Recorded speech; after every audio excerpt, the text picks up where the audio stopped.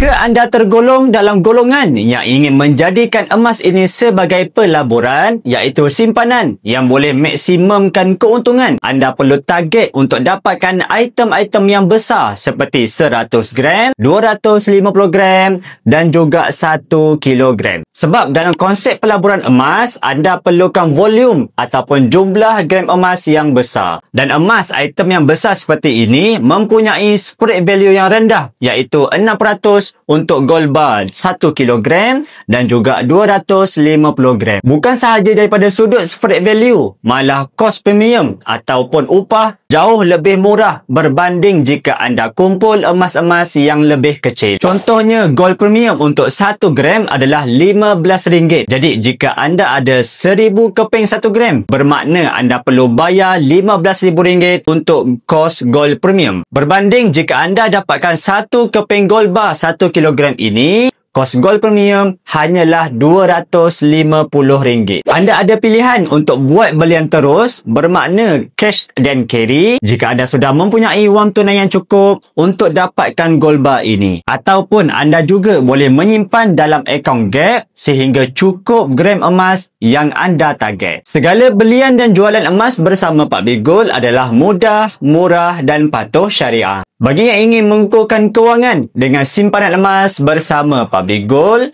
boleh tengok pin video tutorial di profil. InsyaAllah saya bantu sebaiknya.